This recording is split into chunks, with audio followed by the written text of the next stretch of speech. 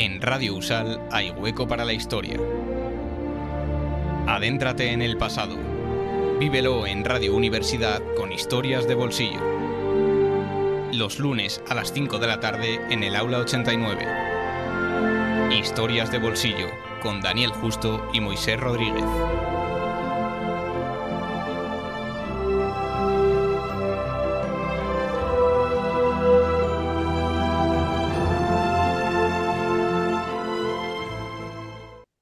Muy buenas tardes, bienvenidos, bienvenidas un lunes más a Historias de Bolsillo.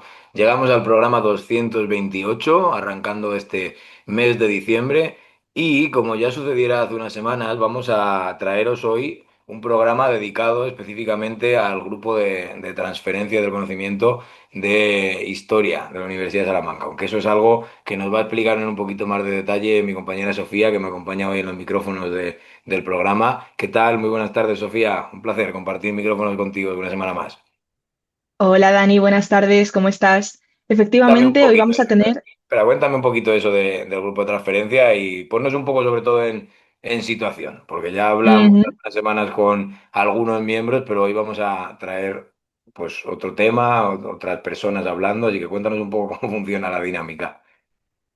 Pues este grupo de transferencia es una iniciativa que, por cierto, se lideró uno de los invitados que tenemos hoy en este programa y forma parte de la forma que tienen las universidades de conectar el conocimiento que se produce en el entorno universitario con la sociedad. Por eso se llama transferencia. Entonces, consiste en que pues, varios investigadores de la universidad, en este caso del área de historia, em, nos juntamos y acordamos iniciativas para transferir ese conocimiento a la sociedad. Y una de esas iniciativas es tener programas sobre debates o sobre cuestiones que más pueden interesar a la sociedad en nuestro programa en Historias de Bolsillo. Entonces, en esta ocasión, si bien hace, como tú muy bien has dicho, Dani, unas semanas grabamos un programa con Carlos Benítez y Mateo Tomasoni sobre la historia pública, que ellos forman parte del grupo de transferencia, este programa contamos con el IP de nuestro grupo de transferencia, Alberto Baena Zapatero, y con otro miembro del grupo, medievalista, Fernando Luis Corral. Pues ambos son historiadores y profesores de la universidad, y si Alberto es especialista en historia de América, pues como he dicho, Fernando es medievalista. Por tanto, tendremos un poco dos voces distintas de dos áreas de la investigación en historia para que nos hablen de cómo divulgar y de cómo desde el entorno académico nosotros consideramos que se está haciendo la divulgación en historia y qué podemos aportar o qué más podemos aportar como investigadores que no hagan otras personas que divulgan la historia y que, bueno, al fin y al cabo, pues a veces no tienen ese conocimiento especializado con el que cuenta un investigador profesional, un historiador profesional. Y hemos decidido que Alberto y Fernando pues, podrían ser buenas personas para hablar de la divulgación porque ambos tienen experiencia divulgando la historia. Alberto, por ejemplo, ha publicado el libro La triste historia de Ignacia Cruzat y Góngora como audiolibro en la editorial Encrucijada. Y Fernando también ha colaborado con distintos colegios y con el canal UNED de Zamora, de la Universidad de Educación a Distancia, participando con la grabación o en distintas conferencias sobre la historia medieval. Entonces, hoy ambos vienen a hablarnos de la historia, de la forma de divulgar la historia y de sus experiencias como divulgadores. Y bueno, pues tendremos una pequeña tertulia, tanto Dani como yo, compartiendo pues tanto nuestra propia experiencia como divulgadores en historias de bolsillo, como las suyas propias. Bueno, que Así que gracias, Alberto. Además, Sí, Sofía, ambos tienen experiencia en el programa, porque hombre, los han claro. pasado por los micros de historia de bolsillo, así que esa medallita de divulgación también la tienen con nosotros. Así que nada, doble agradecimiento por nuestra parte a su presencia. Eso es, bienvenidos a los dos. Muchas gracias. Muchas gracias. Bueno, hay un aspecto que ha comentado ahora Sofía y es el hecho de que desde la academia muchas veces se ha tachado bueno, iba a decir a los historiadores, pero en realidad se tacha en general a los académicos en el sentido de a todos los profesores de universidad, se les suele tachar muchas veces de vivir de espaldas a lo que son los temas principales de preocupación de la sociedad, o al menos de lo que se habla pues, en los medios de comunicación, en las redes sociales en los últimos años, y sobre todo se critica mucho a veces el no mojarse, ¿no? En los temas de divulgación con los que más se debate en el terreno de, digamos, más general.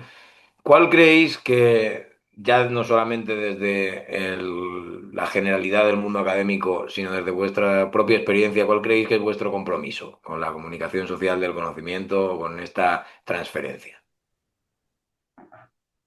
Bueno, yo como habéis comentado, tanto Fernando como yo en la presentación, hemos participado y estamos siempre dispuestos a participar en aquellos programas, iniciativas que tienen como objetivo la divulgación. Pero bueno, más en concreto con lo que comentabas de esta acusación que se suele hacer a los académicos de estar un poco de espaldas a la sociedad y no preocuparse tanto por la divulgación. Yo lo que comentaría a este respecto también es un poco las causas de dónde puede surgir esa situación que evidentemente tiene bastante de realidad, ¿no? En mi opinión, en primer lugar, hay una cuestión de que la divulgación es cara y además no tenemos muchas veces los medios. A veces tenemos ganas de hacer divulgación, pero no tenemos los medios. Conozco muchos compañeros que les encantaría hacer documentales, por ejemplo, sobre sus temas de investigación, pero realmente es un formato muy caro y no tenemos acceso, por poneros un ejemplo, ¿no? Pero además no existen muchos incentivos por parte de la universidad. Hasta ahora ha habido siempre una falta de interés en lo que era la divulgación y solo pues el año pasado se han creado estos grupos de transferencia, como el que habéis comentado ya y que yo encabezo, que en realidad es una manera, ¿no?, de poner sobre la mesa el trabajo que ya desde hace años llevan haciendo de manera autónoma e independiente muchos de los profesores de la universidad, pero no cuenta con medios económicos para hacer nada. O sea, y eso indica un poco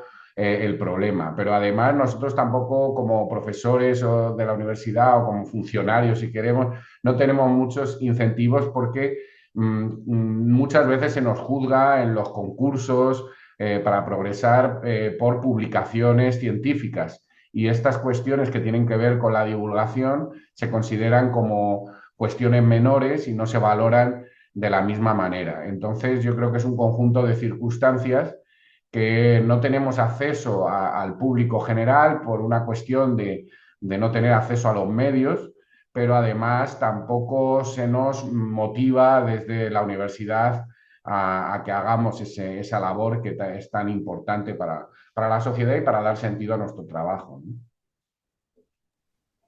Sí, yo creo que tienes razón en ese sentido lo que plantea Alberto, que no es un único factor el que está provocando este tipo de cuestiones bueno, de esa visión general que planteaba Daniel de aislamiento de los profesores y las profesoras de la universidad en un mundo casi que está muy distanciado de lo que sería la sociedad y que no se produce.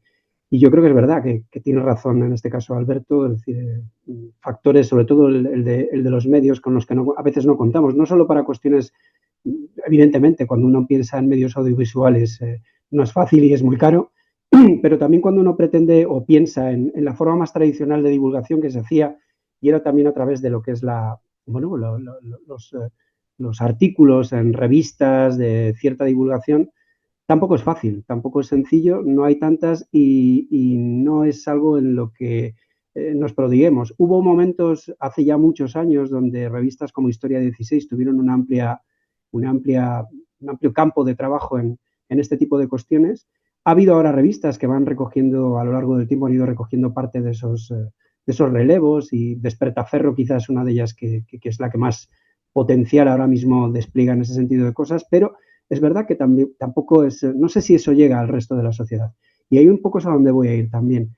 Más allá también del aislamiento en el que a veces nos encontramos nosotros, la sociedad yo creo que tampoco tiene un hambre de escuchar a los historiadores.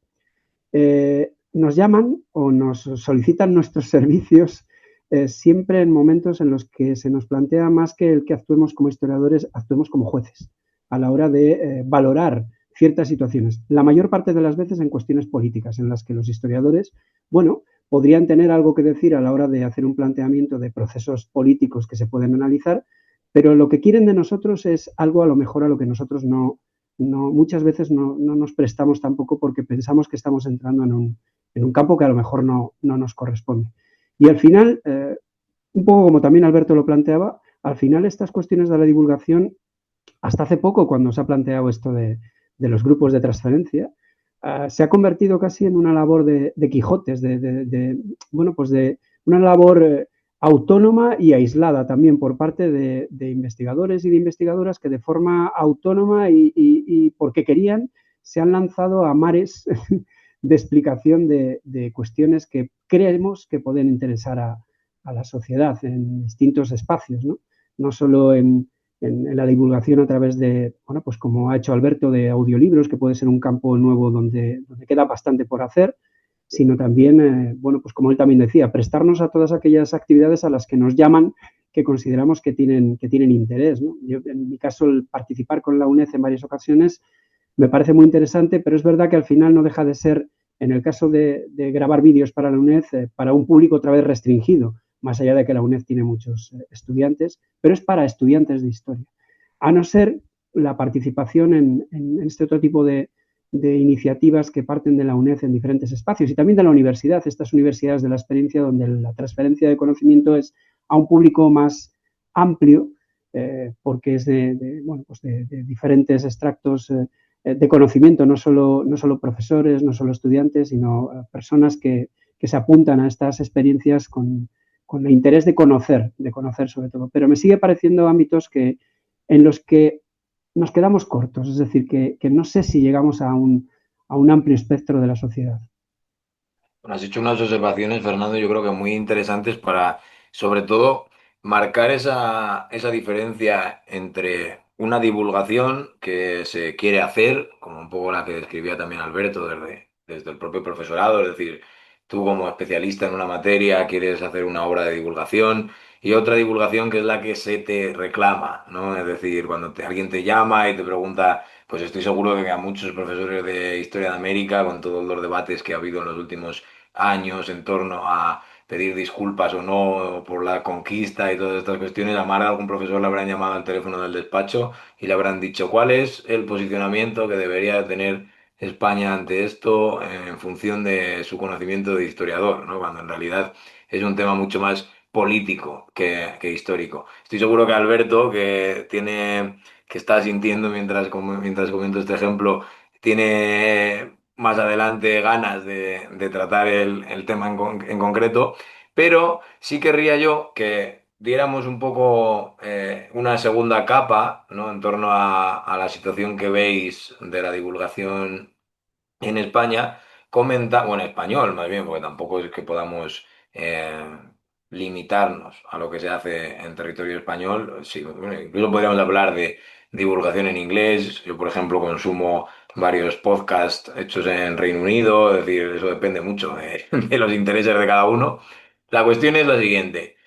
Aunque no somos jueces desde la academia, es cierto que un historiador profesional puede decidir o no meterse en el mundo de la divulgación y especialmente entrar a debates o a discusiones que muchas veces en redes sociales pues tienen un poco los tintes de casi un apaleamiento colectivo. Yo a veces me meto en las discusiones, bueno, no es que me meta, sino que veo, porque además me salen en X algunos debates en torno a temas históricos donde la discusión no se parece en nada a lo que podría ser una conversación sobre un tema histórico en un congreso o en cualquier tipo de acto académico.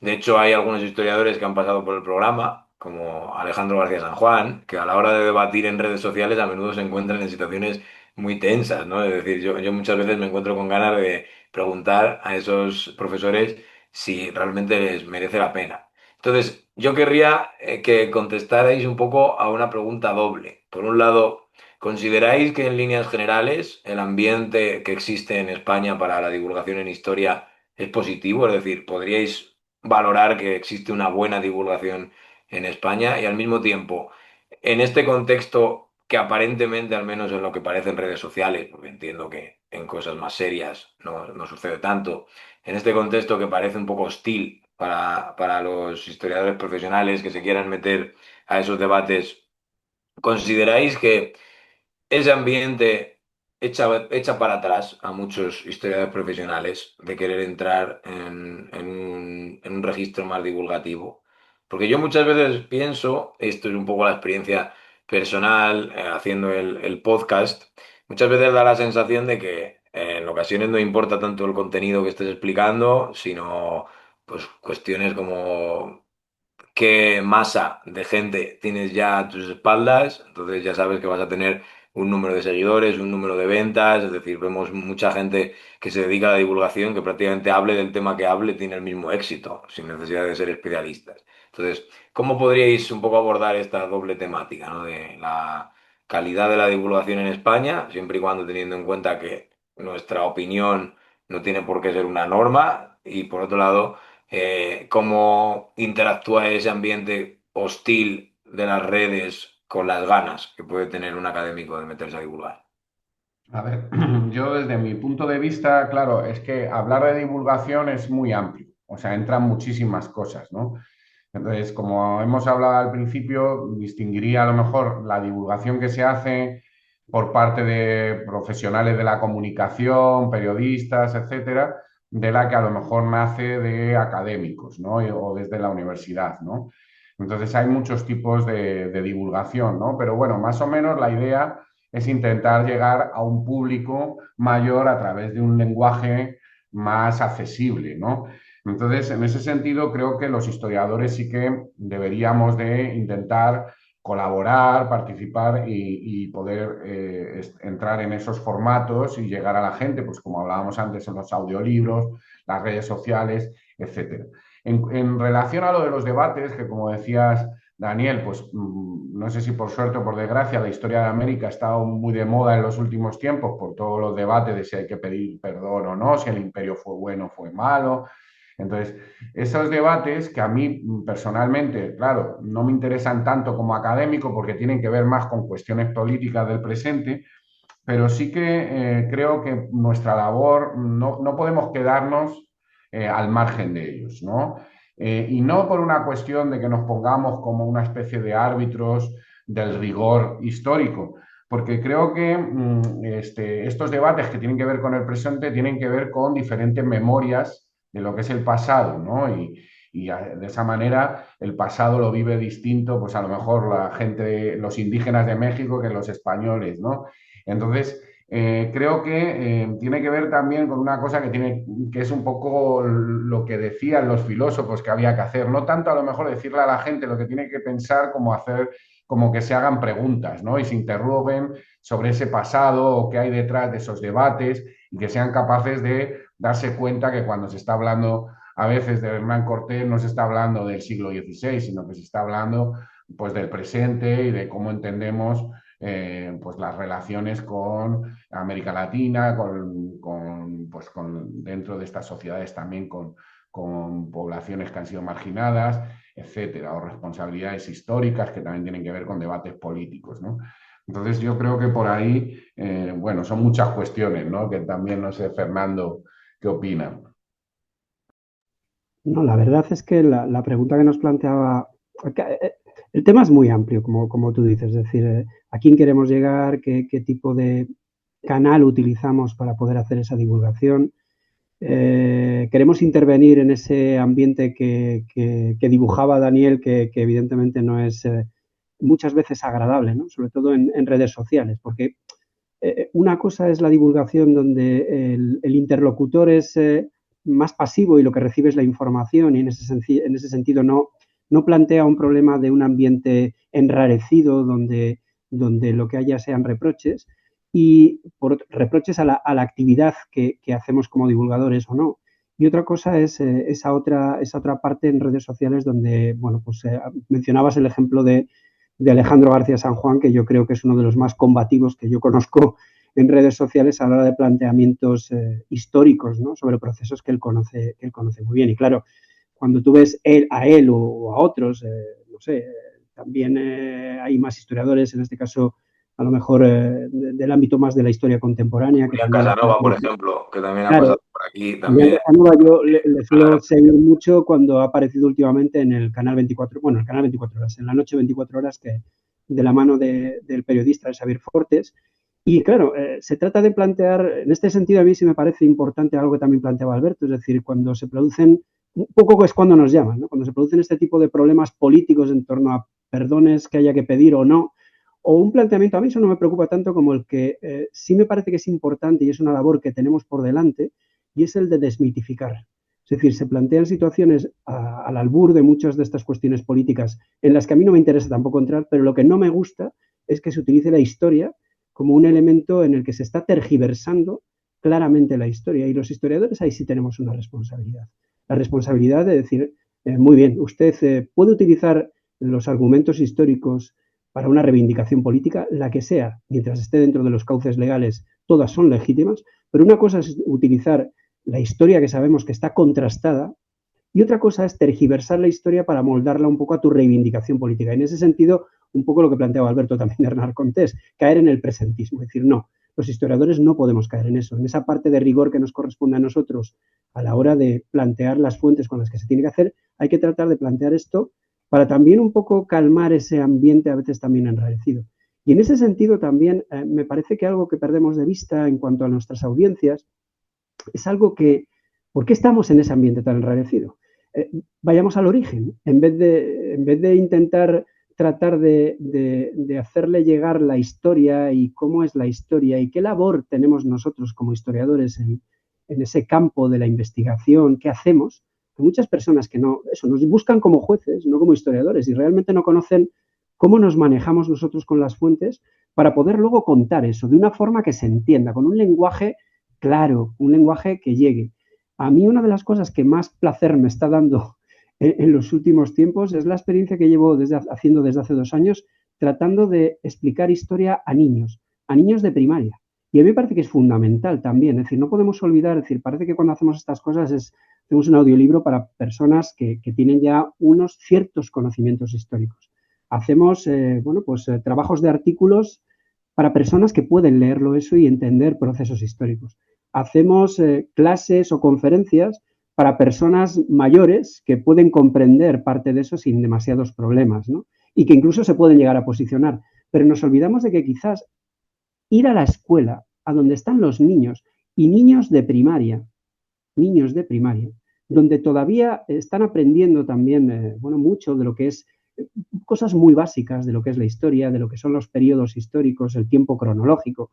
Ahí es donde también hay que hacer una labor de información para que sepan cuál es nuestra labor en todo esto, a qué nos dedicamos, con qué trabajamos y para que aprendan que la historia es algo cercano y que les puede ayudar a entender no solo el pasado, sino en una línea de tiempo también llegar hasta tiempos presentes. Y yo creo que eso también es interesante, buscando en ese sentido espacios donde esos ambientes no están enrarecidos. Te hacen preguntas muy interesantes, pero evidentemente sin esa carga a veces de ideología política que se masca en muchas de estas otras formas de divulgación que a veces, yo no sé, tú decías, Daniel, les pregunto a estos profesores si les merece la pena pasar por estos sinsabores. A mí la verdad es que yo no entro en el cine, observo un poco como observador como tú, ¿no? Las cosas que le plantean algunos de estos investigadores, algunas investigadoras, sobre todo las mujeres, además también, mujeres investigadoras sufren más ataques también en estas redes sociales por el hecho de ser mujeres, ya no el de que sean investigadoras. Parece que se las corrige también muchas veces. No, perdóname, como tú, si tú no supieras, vamos a ver que están zafadas también en mucha investigación y tienen capacidad para hacerlo, vamos, sin ningún problema. Y parece que hay también esa parte, bueno, pues esa parte a mí no me interesa. A mí me parece que es, no sé si estamos haciendo algo, hay que hacerlo, pero me parece que ahí se emplea demasiada energía y mucho tiempo y no veo que haya unos resultados demasiado, no sé si merece la pena, no lo tengo claro. Yo quería decir, a colación de lo que decía Fernando, que me parece muy interesante, es entender también un papel que puede tener el historiador. Es que muchas veces, claro, quien hace la historia está buscando a un público generalista que tiene los intereses que tiene y que no son los mismos que a lo mejor que puede tener un historiador, ¿no?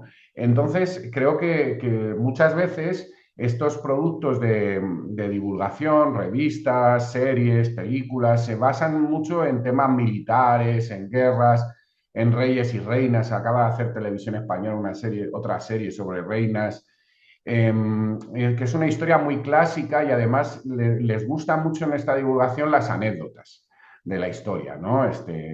Entonces, los historiadores podemos, en este espacio también, lo que podemos aportar al margen del rigor histórico a esa divulgación es una reflexión mayor sobre el pasado y su relación con el presente, que muchas veces en estos productos o a estos comunicadores no están tan preocupados por estos temas, ¿no? Entonces yo creo que eso también es interesante, ¿no? El ver cómo podemos intentar o salir de los temas tan clásicos como los tercios, Andes o los reyes y tal, poder introducir otros temas, ¿no? O generar un debate mayor o intentar que la gente pues, pueda reflexionar sobre estas cuestiones de una manera más profunda o con perspectiva, ¿no? Entonces, bueno, pues yo creo que eso también es una labor que el historiador es una de las virtudes que tiene, ¿no? Ser capaz no de contar los hechos uno tras otro, las fechas y la sucesión de reyes, sino que somos capaces de plantear cuestiones, ¿no?, más profundas de cómo ha evolucionado las sociedades y el ser humano a lo largo del tiempo y cómo eso nos puede hacer entender mejor el presente o incluso mejorar para el futuro, ¿no? Entonces yo creo que ahí podemos intentar forzar que se salga de la anécdota y que esos planteamientos históricos que se hacen a través de la divulgación tengan una profundidad mayor. Creo que con lo que has comentado, Alberto, responde muy bien a lo que planteaba Fernando sobre si merece la pena meternos en el lodo de estos entornos y discursos súper politizados que salen de personas muy convencidas y que esas personas realmente no tienen interés en conocer la historia, tienen interés en utilizarla para sus identidades, para sus discursos políticos. Entonces, quizá sí que es interesante, pues, por un lado, hacer lo que hace Julián Casanova, yo como contemporaneista, pues le escucho más a él, de tratar de ofrecer datos y consensos historiográficos y que quien quiera lo escuche y quien quiera no, porque habrá gente que piense que lo que hace Julián está muy, muy politizado y no, no merece la pena escucharle. Pero por otro lado, también tratar de hacer que esas personas se pregunten por qué resulta tan relevante que se tiren estatuas hoy en día, que se hable tanto de Hernán Cortés o que ciertos discursos tengan tantísimo éxito y no otros. Entonces, esa reflexión sobre los usos del pasado de la que hablaba Alberto, quizá para las personas pues, más razonables sí que sea más adecuada que directamente meterse, como decía Fernando, al lodo, ¿no?, de esos asuntos tan políticos. Pero habéis hablado cambiando un poco de tercio, de, de tercio, de las revistas Historia 16 y Despertaferro como revistas que sí que mantienen un rigor, una rigurosidad, pese a ser formatos divulgativos. Entonces, trayendo a colación un poco esta cuestión de las plataformas de divulgación, los formatos de divulgación y el rigor que pueden mantener o no, quería preguntaros si consideráis que hay algunas plataformas más adecuadas para mantener el rigor del discurso histórico u otras que no. Me explico. Por ejemplo, yo como persona que consume Instagram mucho, veo que la forma exitosa de divulgar, de que llegue a mucha gente, por parte de personas que quizá no están más interesadas en pues, que sus canales tengan muchas visitas, más que en transmitir un discurso histórico riguroso, mm, es muy diferente a la forma de divulgar que tiene, por ejemplo, estas revistas que son escritas, ¿no? Que no es lo mismo plantear un discurso en una revista que plantearlo en un reel de 30 segundos. Por eso os quería preguntar, ¿Qué me podéis contar o qué opináis desde vuestras experiencias sobre cómo la plataforma de divulgación o el canal de divulgación afecta al contenido que se divulga? En el sentido de tratar de atraer más audiencia, de tratar de generar más atención o más interés en el oyente o en el lector, o de simplemente sacrificar un poco más esos aspectos para mantener la rigurosidad del discurso que queremos transmitir. Hombre, yo creo que en ese sentido lo importante es también tener en cuenta cuál es el objetivo de la persona que está haciendo ese formato divulgativo. Si el objetivo es pues vender, o sea, tener más likes o vender una película a un público muy grande y tal, no es el mismo objetivo que tiene un historiador. Entonces, claro, yo creo que esa es la gran cuestión también de la divulgación, es quién la hace y cuál es el objetivo. Entonces, por eso hay un poco que defender la divulgación que se puede hacer desde la universidad, porque nuestro objetivo normalmente no va a ser el de ganar mucho dinero, sino que precisamente va a intentar pues tener una función más pedagógica y social. Pero a una plataforma como Netflix o a un influencer no le puedes pedir que su objetivo sea pedagógico, su objetivo es ganar dinero y si para eso tienen que sacrificar el rigor, pues lo sacrifican. Pero que es lógico, porque su objetivo es otro, ¿no?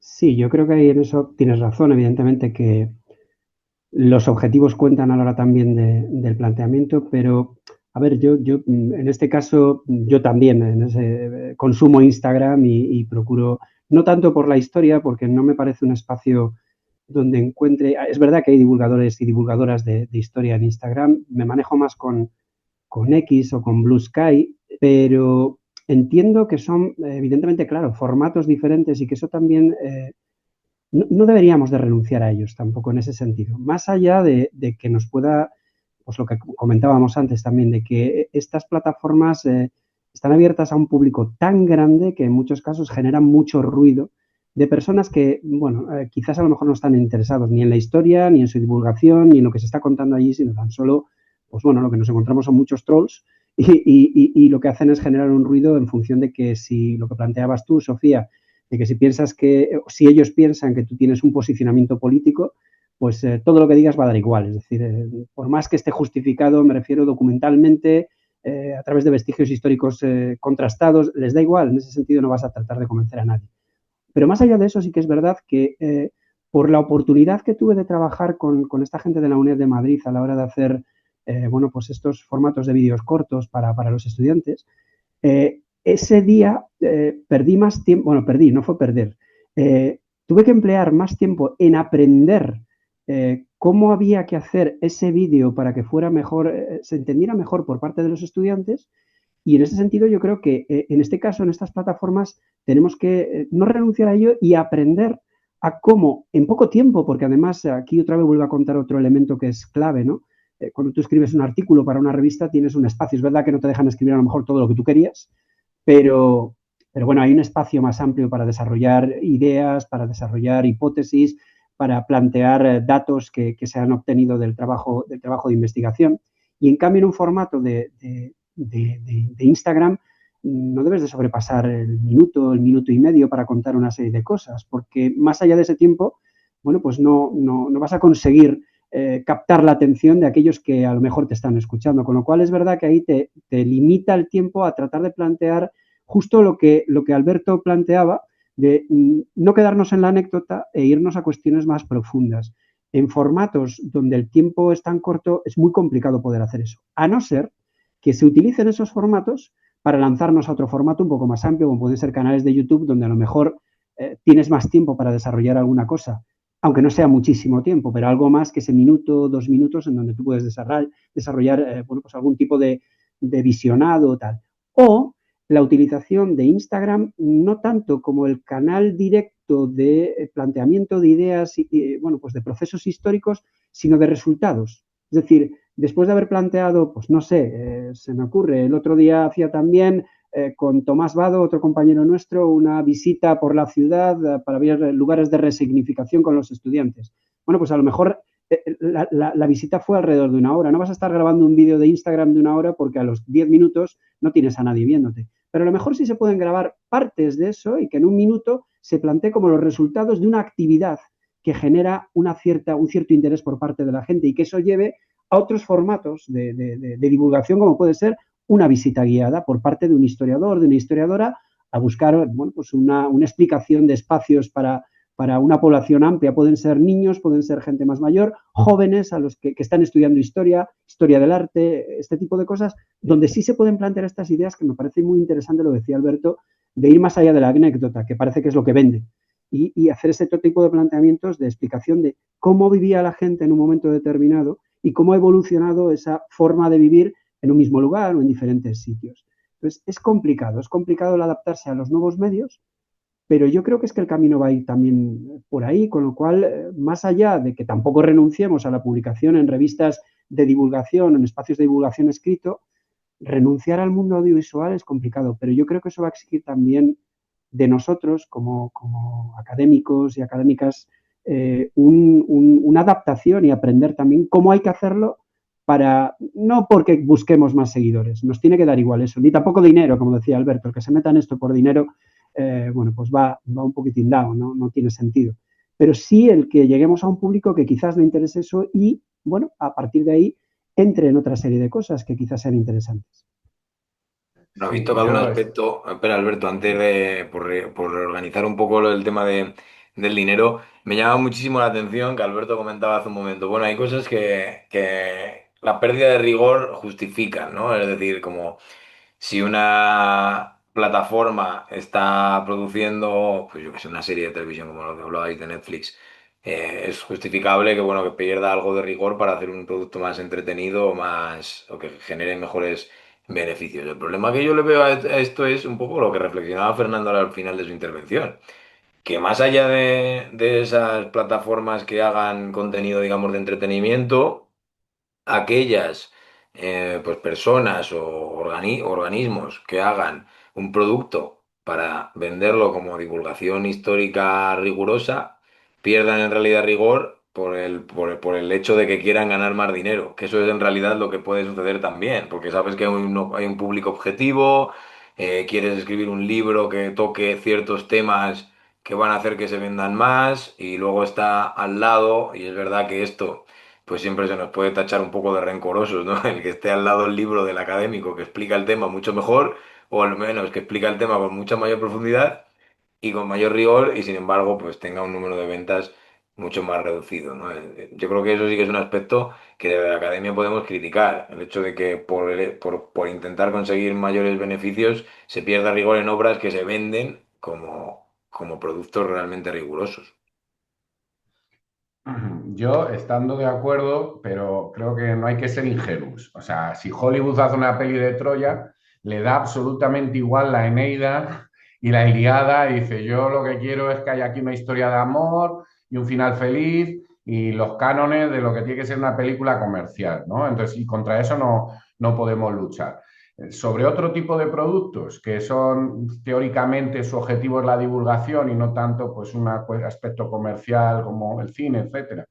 Claro, también otra cosa que polémica que te voy a decir es que también cuidado con el pensar que el libro académico es el adalid del rigor histórico, porque como nosotros sabemos, porque somos profesores, hay mucho debate sobre muchos temas historiográficos y cada historiador lo trata desde un punto de vista.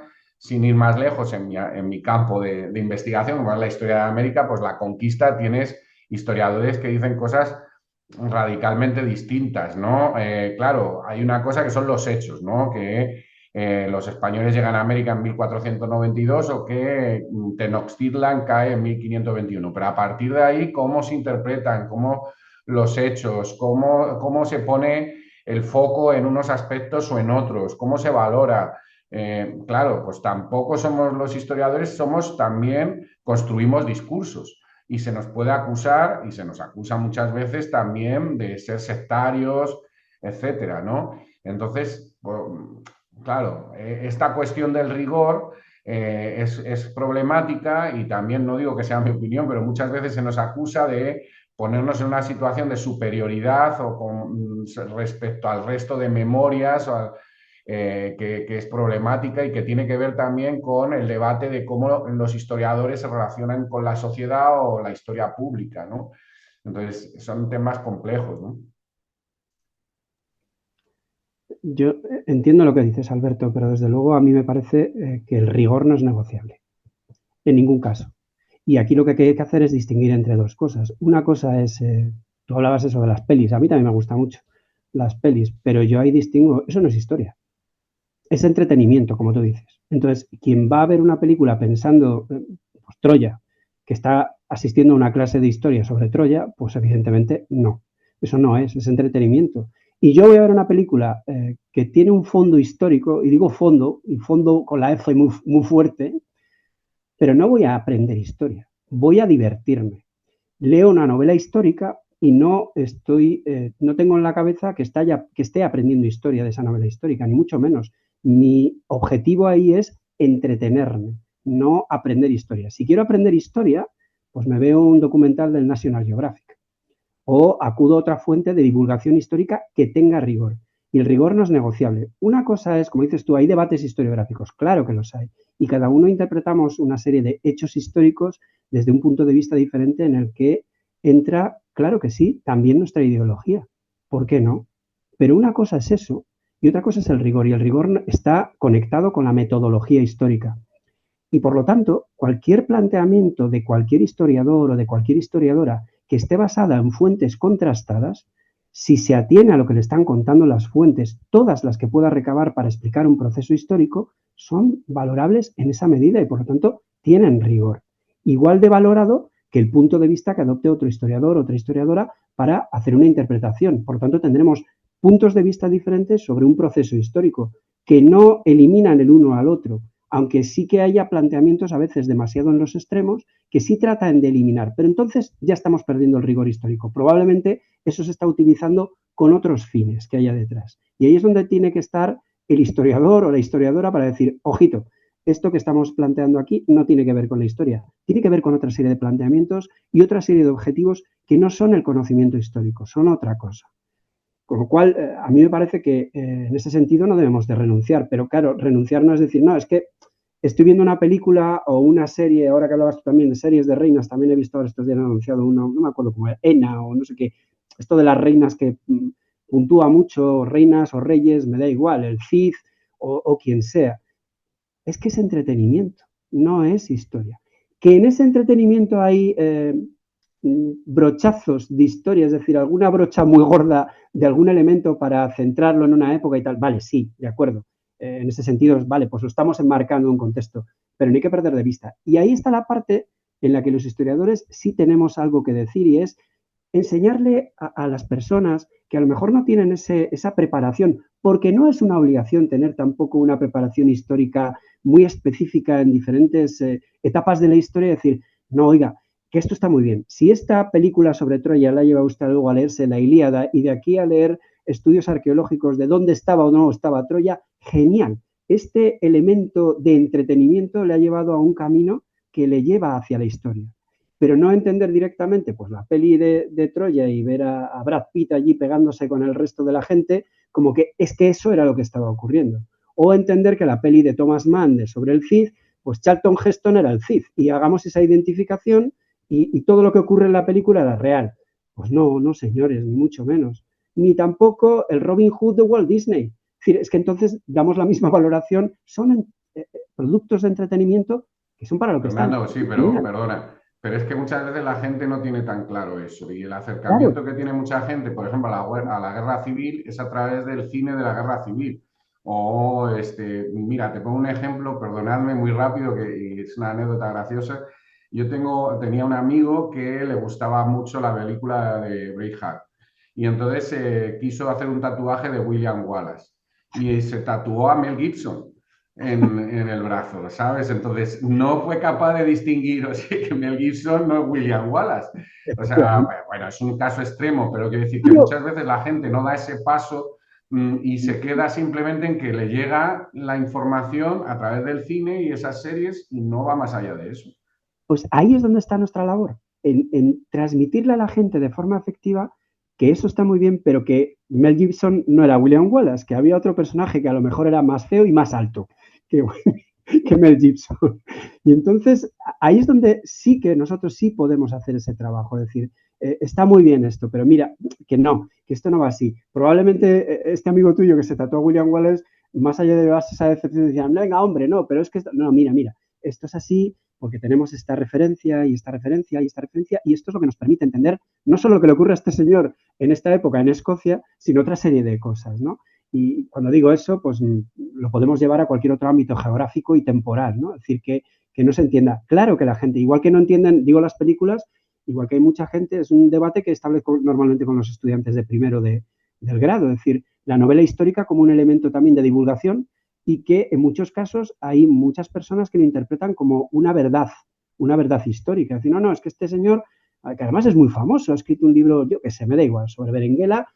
No, mire, es una novela. O sobre Leonor de Aquitania. No, mire, es una novela. O está hablando de vikingos, Ragnar Lodbrok, en la serie esta. Es que no, mire usted, sí que había vikingos, no tenían cuernos, como salen en la película o en la serie, y esto le puede dar un camino hacia, pero hay una serie de hechos históricos y una serie de cosas. Evidentemente aquí también estamos hablando de algo que me parece muy importante y es el lenguaje. Más allá del lenguaje de adaptarnos a las plataformas, también está el lenguaje de comunicación y no es fácil. Divulgar no es fácil. Y ahí entro en una parte que tú planteabas al principio, Alberto, y que me parece fundamental. La poca valoración que se hace de lo que es la divulgación histórica, sobre todo para las profes y los profesores. Y en ese sentido, claro, no hay un incentivo real, ya no en dinero, sino de la valoración del prestigio dentro de la propia institución, de la universidad, del centro de investigación, haciendo esa divulgación académica. Y una parte tiene que ver con este tipo de planteamientos. Es decir, esta labor que hacemos, ¿en qué se nos reconoce? Pues ¿para qué me voy a molestar? ¿Para qué voy a tratar de aprender a utilizar un lenguaje que llegue mejor a la gente? Esa narratividad que también se planteaba cuando se dio el giro lingüístico en la historiografía. El tratar de plantear las cosas de forma, entretenida, con un lenguaje más llano, no científico a un nivel que evidentemente nos aísla. Yo creo que es complicado. Desde luego es un tema muy interesante, pero desde luego es muy complejo por la multiplicidad de factores que entran en juego. Bueno, es que has tocado ahora mismo muchísimos aspectos cruciales, ¿no? Del comprender esa diferencia, ¿no? Entre divulgación escondida dentro de entretenimiento, que todo el mundo debería comprender, y también lo que decía Alberto, que al final no es tan fácil encontrar esa diferenciación. Yo, de hecho, soy un gran consumidor de series de contenido histórico. De hecho, podría decir que el porcentaje más alto de series que veo es de contenido histórico. Hace poco terminé, por ejemplo, la de Rey Conquistador, que habla de la historia de Guillermo el Conquistador y de todas sus relaciones con Inglaterra. Y claro, pues es un ejemplo perfecto de serie que te sitúa de lleno en un proceso histórico que intenta tratar con todo el celo posible, pero en ningún momento te está explicando que eso que está contando sea la realidad, sino que está siempre pues encubriendo todo dentro de una obra teatral, de un guión que puede tener cierto valor histórico, pero que lo que tiene que hacerte es invitarte a ir a libros, a ir a documentales más rigurosos, a ir a otro tipo de plataformas donde puedas conocer mejor el periodo, el contexto, la propia figura de los personajes que aparecen ahí. Lo que sí que me gustaría preguntaros en relación con esta idea, ¿no? De que podemos los historiadores ayudar a identificar pues qué aspectos son más rigurosos y menos rigurosos dentro de los productos. ¿Qué estándares mínimos de método histórico creéis que deberían pedirse a la divulgación? Es decir, por ejemplo, el otro día en redes sociales yo vi un debate que estaba encendido por un historiador que había ido a una librería y había visto un libro de divulgación. Y para comprobar si merecía la pena comprarlo, había ido a la parte de las notas y al ver que todas las notas y todas las referencias bibliográficas eran noticias de periódico, artículos de revista de divulgación, es decir, no había un aparato crítico que desde luego no utilizaba fuentes primarias, pero al mismo tiempo no había un aparato crítico, digamos, sustentado en la investigación académica, que no es por el hecho de ser académica, sino porque detrás de esa investigación pues hay evaluaciones, hay un proceso que trata de pulir al máximo posible la calidad y el rigor de lo que se está publicando.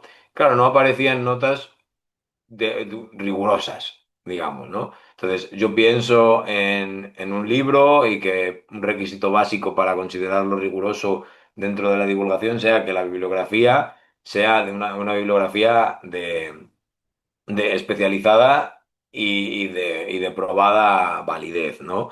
Por otro lado, estaría la posibilidad de plantearse si sería necesario requerir una revisión por pares, ¿no? Aunque sea más informal, a la divulgación, algo que me parece un poco más complejo, o si sería necesario que una persona, un especialista o una especialista de una materia revisar el guión que se está haciendo para todo lo que se publique, ya sea un vídeo de YouTube o ya sea un documental. ¿Cuáles creéis que serían esos estándares mínimos en los que además podríamos ayudar los historiadores desde la academia? Es decir, como historiadores, ¿qué creéis que podría aportarse a que alguien que se acerque a un contenido que quiera ser divulgativo o que tenga un tinte divulgativo, podamos decir, ojo, cuidado con esto, que no cumple estos aspectos y por lo tanto es un peligro? Bueno, es que depende del producto nuevamente, ¿no? Porque como estás diciendo un libro, pues a lo mejor sí es más fácil ir a la bibliografía y también ver quién lo ha escrito, si es un periodista, si es un historiador en activo, etcétera, ¿no? Pero en otros formatos es más difícil ver de dónde ha sacado la información. Un divulgador que hace un podcast es más difícil saber de dónde ha sacado la información. Un videojuego, una película, no sabes muy bien de dónde ha sacado la información. Entonces, sabemos que hay directores más rigurosos. Hablabais antes de Casanova, pues Amenábar tiene una relación estrecha con él y, por ejemplo, le consultó cuando hizo la película de Unamuno, pero hay en otros casos que no es así. Entonces, es muy difícil controlarlo. Y como decía antes, pues una editorial o un director de cine pues tiene la libertad de un poco hacer su producto como quiera, sin ningún control. Y nosotros a la hora de seleccionar sí que tenemos que ser críticos y responsables, igual que que se habla de cuando uno va al contenido de Internet, que tiene que ser crítico y responsable para saber lo que está viendo, pues con los productos de divulgación también hay mucha oferta y no toda cumple unos estándares de calidad mínimos. Yo creo que es importante que los hechos se reflejen con rigor y también el espíritu de la época, que es es otro aspecto que en algunos formatos de divulgación, tipo novelas históricas, series, películas, etcétera, muchas veces se pierde, ¿no? O sea, hay proyecciones al pasado. No sé, estoy pensando en la película de Kubrick de Espartaco, donde se le pone una especie de libertador comunista, y no era el caso. O también muy habitual el tema de proyectar el feminismo hacia el pasado. O sea, he visto un documental de la UNAM que se esperaría uno rigor histórico sobre la Malinche, la doña Marina, y la ponen una especie de feminista, también prefeminista, ¿no? Entonces es un poco anacrónico, ¿no? No respeta ese espíritu que aunque hubiera mujeres rebeldes como sujetos históricos que toman decisiones, ¿no? Entonces, bueno, pues yo creo que, como te digo, esos aspectos serían importantes y sobre todo ahí la responsabilidad del propio consumidor a la hora de seleccionar el contenido al que accede, ¿no? Porque hay mucha oferta. Me parece muy acertado lo que dices, lo que dices tú, Alberto, en esa parte de, primero, la responsabilidad del consumidor y apelar a una responsabilidad del emisor de ese contenido, pero me parece que lo que planteas, Dani, es muy complicado. Me refiero que a lo mejor en la parte escrita se puede, no sé, de alguna manera tratar de justificar mejor ese rigor, pues eso, buscando un poco la autoridad en la maestría de lo que uno está planteando, de un historiador o de una historiadora. Es más fácilmente rastreable y a partir de ahí tomar una decisión de si compras ese producto o no. Y a veces incluso con esa autoridad, estoy pensando ahora en un libro que me han regalado hace poco y que bueno, me ha suscitado muchas dudas y al final lo he adquirido a través de un regalo, pero es el libro de Nora Bennett sobre el Cid.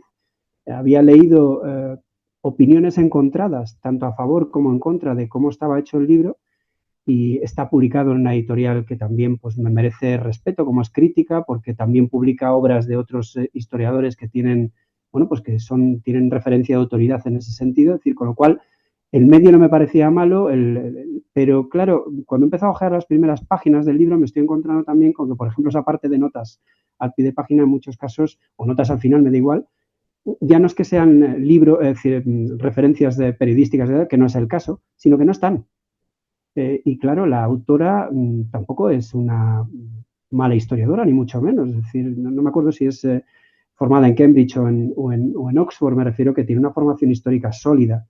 Y aquí lo que hay que preguntarse es qué le pidió la editorial que escribiera o para qué público.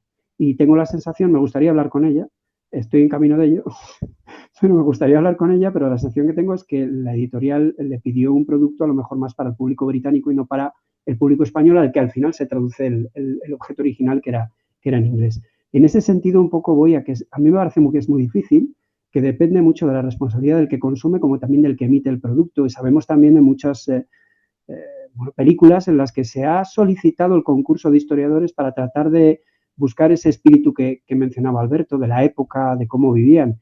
Y luego al final, más allá de la valoración que haga el historiador o la historiadora de turno al que se ha llamado para hacer, bueno, pues mira, lo lógico sería que la vestimenta fuera de esta manera, que esto estaría de esta forma y la gente vivía de esta manera, y al final toma la determinación de tirar por el camino del medio y decir, ya, pero esto le quita frescura a lo mejor al producto final, esto necesita más dinero de inversión para poder hacer esto otro, y no interesa.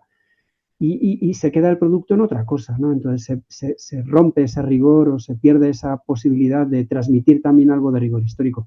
Me parece que es muy difícil, es complejo y que al final depende mucho de la propia intención del autor del producto y luego también al final de la responsabilidad del que lo compra, si es que hay que comprarlo, y que, bueno, a lo mejor si no lo compras, pues lo que estás haciendo es que ese producto caiga un poco y decir, no se está valorando, es decir, usted no está cumpliendo con lo que yo esperaba y por lo tanto no se compra y se valora. Pero me da la sensación de que ahí al final gana la frescura, gana el entretenimiento y entonces sí que tiene seguidores. No lo sé, es complicado, me parece complicado.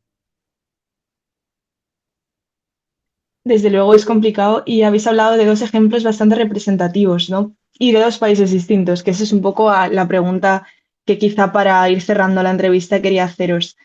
Por un lado habéis hablado de Rey Conquistador, que es la última, la serie sobre Guillermo el Conquistador que se ha estrenado hace poco en Inglaterra, en Reino Unido, y por otro las pelis de Amenábar, que si bien pues mientras duró la guerra sí es verdad que estaba asesorada por Casanova y ahora va a estrenar, no sé si la ha estrenado ya, la película sobre Cervantes. Ha hecho una película sobre Cervantes. Y yo no sé esa cómo está de Estrenada asesorada, está bien, la he pero visto ya. ¿cómo? Que yo ya la he visto, o sea, lleva estrenada en el cine, no sé, un mes y pico o una cosa así, ¿no? Vale, pues nos puedes Ha contar, sido Dani, muy a ver tú qué polémica por eso. opinas. Claro, exacto. Entonces, quizá ahí yo no la he visto, pero las críticas que he escuchado han sido más bien hacia ese rigor histórico, ¿no?, del que estamos hablando, que no se ha tratado con rigurosidad el personaje de Cervantes tanto como se podría haber hecho. Entonces, quería preguntaros si pensáis que, ¿cómo creéis que está el estado de la divulgación en historia en España en comparación con otros países? No sé si conocéis ejemplos de otros países, quizá Alberto nos pueda hablar algo de cómo se divulga la historia en América, pero yo que ahora mismo estoy en Reino Unido sí que me doy cuenta de que a ver, al final esto es una perspectiva mía y es una impresión mía, pero que tratan la historia con respeto, con más respeto y rigor del que estamos acostumbrados a hacerlo en España. Mm, podría hipotetizar por qué, pero sí que creo que tratan la historia con más cuidado y yo lo veo en las series y películas que hacen de su historia nacional, claro. Entonces, la pregunta es esa. ¿Creéis que hay alguna diferencia hacia el tratamiento del pasado en España o en otros países? ¿O cómo podemos valorar cómo tratamos nosotros en España nuestro pasado y cómo se hace en otros países? Mira, yo conozco muy bien el caso de México, porque además tengo amigas en la UNAM que se dedican a la divulgación de la historia. Y fíjate que no te voy a hablar de países no sé, económicamente más potentes. Es un país que a veces lo miramos como de encima del hombro y sin embargo tienen unas universidades, el Colegio de México, la UNAM, hacen una labor también de divulgación. Hablaba antes de documentales, pero también tienen publicaciones donde hay una preocupación por la divulgación, historias mínimas que funcionan muy bien, pero luego también tienen una colección, el Colegio de México, de libritos sobre casos concretos que me gustan mucho, de diferentes periodos del pasado. La UNAM ahora también están haciendo una colección de historia, pero que son libros que no pasan de las 80 páginas, donde explican conceptos o debates de manera más ligera, aparte de los documentales y del canal que tienen, ¿no? Y ahora que he estado este verano con mis hijos pequeños, los museos tienen una labor muy importante en hacer talleres para niños, que eso es otro aspecto que no hemos hablado cuando Fernando se refería a los niños, muy importante. Los museos pueden tener un papel en la divulgación de la historia muy importante. Mis hijos han estado yendo al Museo de Antropología a cursos que hacían para niños donde les explicaban partes de la historia de México y hacían talleres donde hacían calaveras de aztecas de cerámica, etcétera. O sea, los museos también pueden tener una labor importante. ¿Cuál es el problema y también unos libritos que tienen para niños de la historia de México que están muy bien, etcétera? Pero ¿cuál es el problema que yo veo en esa labor de divulgación de la historia en México? Que muchas veces está al servicio de un discurso de una historia nacional tradicional. O sea, la historia de México, esa historia que hace esa línea entre el pasado prehispánico, pasando por el periodo colonial, donde hay una identificación luego con los padres de la patria, de la independencia, etcétera. Es esa historia clásica nacional. Entonces, a veces estos formatos de divulgación de la historia están al servicio de la divulgación de la historia nacional, ¿no? Para crear esas identidades nacionales asociadas a los estados, ¿no? Ese es el problema o el peligro que yo veo en esa divulgación, que sí es divulgación de la historia, pero también puede ser cierto adoctrinamiento en una visión nacional de la historia, ¿no? Entonces, no sé si Fernando, que conoce también mucho el mundo francés o anglosajón.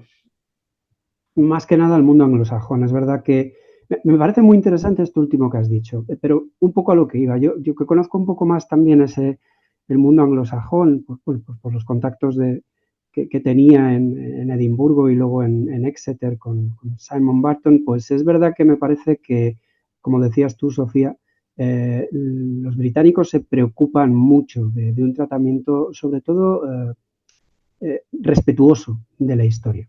Y yo creo que tiene que ver mucho, en parte un poco también, lo que pasa que es verdad que el peligro que planteaba Alberto de los discursos de identidad nacional pueden estar atrás y es complicado a veces, ¿no?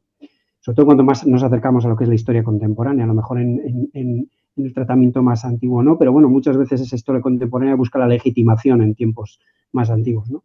Yo creo que tiene que ver mucho en esta parte de la historia anglosajona, al final es una cuestión de dinero en muchas ocasiones. Y claro, es que en el Reino Unido la BBC ha hecho un trabajo muy potente, una labor de enseñanza pública a través de lo que es trabajo con una bueno, pues emisora en ese sentido que yo creo que es decana en lo que tiene que ver con la enseñanza de cómo se hace la divulgación de las noticias, de otra serie de cosas. Y claro, la BBC ha hecho siempre unos documentales muy buenos, asesorándose muy bien de buenos divulgadores, pero también de muy buenos divulgadores que eran historiadores. Y ahí es donde también puede estar también el juego. Por ejemplo, aquí en la península ibérica eso no es lo habitual. Yo creo que también porque hay una falta de una conciencia de que hay que gastarse dinero en estas cosas y hay que gastarse mucho dinero. No es el caso a lo mejor de los museos, que yo creo que en ese sentido también tenía razón Alberto, y en los últimos años, últimos 20, 30 años, cada vez en los museos aquí en España hay más parte que tiene que ver con esa, para los niños, pues para talleres. El Museo de la Evolución de Burgos es una maravilla en ese sentido también, o el Arqueológico en Madrid, plantea talleres y recorridos para los niños que son muy interesantes. El Museo de Ciencias Naturales, estuvimos las navidades pasadas también con con nuestro hijo, con Adrián, y yo creo que es muy interesante esa labor que se puede hacer desde los museos, que no es un ámbito a veces demasiado también, que no se valora demasiado y que yo creo que es muy interesante. Pero al final se convierte en una cuestión de dinero que se pone en eso para hacer estas cosas. ¿Qué pasa aquí en España? Pues a lo mejor se ha puesto también ahora mucho el acento en la cuestión de la recuperación de la memoria histórica, que me parece muy bien, me parece que además es una labor que hay que hacer, que es muy loable y que adelante, pero no solo es la memoria histórica que tiene que ver con esa guerra civil que, claro, nos pincha mucho porque es lo que más cerca tenemos y genera también una serie de posicionamientos políticos que quizás es lo que hace que ayude a que, bueno, como hay más atención sobre eso, el foco está más sobre eso, pues no se mete tanto dinero en otra serie bueno, pues de actividades que pueden llevar a eso. Pero poco a poco es verdad que en una labor que en muchas ocasiones depende de los ayuntamientos, de las ciudades, de los pueblos, en los lugares donde hay elementos de significación histórica, se va recuperando algo de eso, hay talleres pequeñitos. Lo que pasa es que es verdad que no llaman tanto la atención y ahí no se pone el foco, ¿no? Entonces, yo creo que no es en la península ibérica, en España, no es que tenga una salud espectacular, lo que es la divulgación, y quizás le falta, igual que a nuestro sistema sanitario, le falta dinero para hacerlo eso de una forma, y dinero y pensarlo, es decir, que haya unas mentes pensantes que de verdad se pongan a eso, sin posicionamientos ideológicos, sin posicionamientos políticos, es decir, que llamen a los historiadores, que llamen a las historiadoras, con diferentes puntos de vista para hacer esos planteamientos. Pero claro, hay que poner pasta, hay que poner dinero, que es otra parte de la divulgación. Yo no sé vosotros, pero a mí me ha llegado de vez en cuando algún correo de algún programa de televisión para ver si les podíamos aclarar una serie de dudas para un concurso. Y dígame usted, por favor, si esto es real o no es real. Y claro, cuando tú contestas, esto forma parte de mi labor profesional, ¿cómo está valorado? ¿En qué sentido se valora? Ah, no, esto es gratis. Ah, claro. Si tú llamas a un médico para que ese médico te dé un diagnóstico sobre una dolencia que tú puedes tener y su opinión, pues yo no sé si eso también lo hacen gratis. Me parece que no. Y en ese sentido también hablamos un poco de lo que es, ya más allá de lo que es la divulgación, es decir, ¿cómo se nos valora a nosotros? Eso, somos profesores y ya está. Y damos clase y escribimos artículos sesudos y libros sesudos y ya está. ¿Cómo se valora también nuestra labor en esa divulgación de la historia? Porque yo que al final todo pivota en esta cuestión, es decir, ¿qué valoración tienen las historiadoras y los historiadores, los investigadores y las investigadoras reputados de este país y del resto del mundo por parte de la sociedad? Porque a lo mejor no es tanta. ¿Es culpa nuestra? Pues seguramente hay una parte a lo mejor de culpa nuestra, pero luego también hay una parte de, probablemente desde los aparatos de poder central, de vaciarnos de esa posibilidad de autoridad, porque no a veces es conveniente el tenernos detrás y si no legitimamos esas posiciones políticas que tienen algunos, pues entonces no valemos. Y claro, ahí entramos en un debate también complicado que abre otras cosas, ¿no? Y es difícil, ¿no? Entonces yo creo que no es una mala salud la que tiene la divulgación, pero evidentemente con muchas aristas que son complicadas a veces de tratar y de pulir, ¿no? Y que cada uno tenemos también una visión quizás un poco diferente de todo ello, pero bueno, yo creo que son complementarias muchas de ellas. Bueno, creo que hemos hablado de muchos aspectos y de muchas cuestiones y me ha gustado mucho la reflexión que habéis hecho respecto a todo ello y especialmente respecto al ámbito económico, porque habría que ver si se nos debería pagar por divulgar, efectivamente. Nosotros muchos lo hacemos por compromiso y tanto Dani como Moisés como yo estamos haciendo historias de bolsillo por amor al arte y por compromiso como historiadores, pero otras personas cobran por hacer esto y otras personas también cobran por revisar artículos, por formar parte de comités de evaluación, por un montonazo de cosas que se supone que deberían entrar en nuestros sueldos y bueno, habría que replantearse esto, ¿no? Y hasta qué punto podemos estar comprometidos gratis et amore por una causa que consideramos justa y necesaria, pero que al final nos quita tiempo de hacer otras cosas, ¿no? Pero bueno, esto era precisamente lo que queríamos charlar con vosotros en este programa del Grupo de Transferencia, en este segundo programa del Grupo de Transferencia de Historia de la Universidad de Salamanca. Así que os tenemos que agradecer a vosotros dos por vuestro tiempo y por vuestras reflexiones y nada, pues a seguir haciendo programas de grupo de transferencia, que estoy segura que saldrán muchos más y serán muy, muy interesantes y muy pertinentes todos. Muchas gracias, Fernando y Alberto. Muchas gracias a vosotros por darnos esta plataforma para poder hablar. Sí, muchas gracias porque bueno, ha sido un ratito muy entretenido, muy, muy divertido y también contrastar este tipo bueno, pues de ideas y de opiniones, a mí por lo menos me anima a seguir con otras cosas, aunque, como dices tú, Sofía, de esto no saquemos más que esa intención de pensar que hacemos algo que merece la pena y que a lo mejor más adelante da frutos en otras cosas que quizás sean también interesantes, aunque no veamos dinero en ello. Yo creo que merece la pena el esfuerzo, aunque nos quite de otras cosas, ¿no? Que también son placenteras a la hora del día a día, ¿no? Pero yo creo que es interesante que lo hagamos. Yo creo que esta es una muy buena reflexión para despedir el programa. Y bueno, nuestros oyentes habrán visto que los programas del grupo de transferencia tienen este formato más de charla, de tertulia, no abordan temas monográficos de historia, o al menos no los que hemos tenido hasta el momento, así que esperamos que también hayáis disfrutado de este formato y estéis disfrutando estos programas especiales que se han introducido a lo largo de esta temporada. Y bueno, por lo tanto, os esperamos, os emplazamos aquí para otro programa la semana que viene, el lunes que viene. De momento, si tenéis ganas de más programas, tenéis los 227 anteriores en iVoox, también en la web oficial de la radio de la Universidad de Salamanca y, por supuesto, en nuestra web de Historias de Bolsillo. Poquito a poquito se están subiendo también en el canal de YouTube y los más recientes los tenéis también a vuestra disposición en Spotify. Así que no tenéis excusa para escucharlo en una plataforma o en otra, ya que Historias de Bolsillo os llega por muchas vías. Si queréis poneros en contacto con nosotros para proponernos algún tema o para consultar alguna cuestión, de hecho tenemos ahora mismo en el tintero alguna solicitud de algunos de vosotros que nos habéis escrito, así que estamos abiertos a todo tipo de comunicaciones a través de nuestro correo electrónico historiasdebolsillo@usal.es o a través de nuestras redes sociales. Muchísimas gracias por escucharnos una semana más y hasta la semana que viene.